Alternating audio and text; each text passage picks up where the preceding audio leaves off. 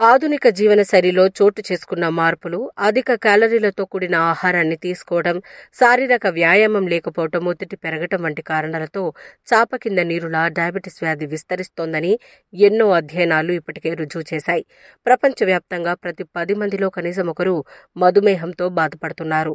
భారతదేశంలో 7 కోట్లకు పైగా యాక్టివ్ డయాబెటిస్ బాధితులు ఉన్నారని సమాచారం. ఈ సంఖ్య వచ్చే 2045 నాటికి 13 కోట్లకు పైగా చేరే అవకాశం ఉందని నిపుణులు అంచనా వేస్తున్నారు. ఒకప్పుడు మధుమేహం కేవలం వృద్ధులకు మాత్రమే వచ్చేదని అపోహ ఉండేది. కానీ ప్రస్తుతం దేశంలో 25 ఏళ్ల లోపు ఉన్న ప్రతి 4 ఒకరికి టైప్ 2 డయాబెటిస్ ఉన్నట్లు పరిశోధకులు గుర్తించారు. కోవిడ్ సమయంలోనూ డయాబెటిస్ కేసులు పెరిగినట్లు అధ్యయనాలు వచ్చాయి. షుగర్ ఒకసారి వస్తే దానిని కంట్రోల్ చేయడం కత్తి మీద సాము లాంటిదే.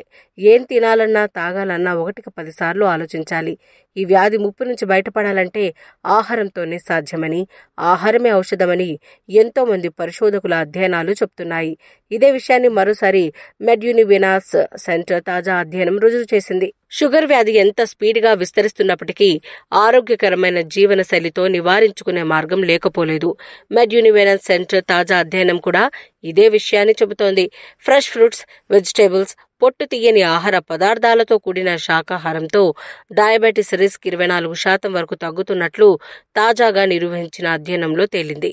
వెజిటేరియన్ ఆహారం తీసుకోవడం వల్ల జీవక్రియ, కాలేయం, కిడ్నీ పనితీరు మెరుగవుతున్నట్లు గుర్తించింది. ఇవి షుగర్ రిస్క్ తగ్గడానికి సహాయపడుతున్నట్లు పరిశోధకులు నిర్ధారించారు.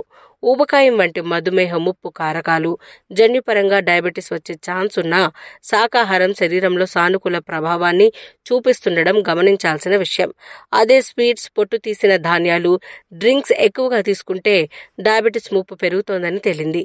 వెజిటేరియన్స్ బ్లడ్లో కొవ్వులు, గ్లూకోజ్, వాపు ప్రక్రియ సూచికలు, ఇన్సులిన్ వంటి వృద్ధి కారకాల మోతాదులు తక్కువగా ఉంటున్నాయని, ఫలితంగా మధుమేహం రిస్క్ తగ్గుతోందని పరిశోధకులు స్పష్టం చేస్తున్నారు. నాన్ వెజ్, స్వీట్స్ తీసుకోవడం తగ్గించినా కూడా ఇలాంటి ఫలితమే కనిపిస్తుండటం గమనార్హం.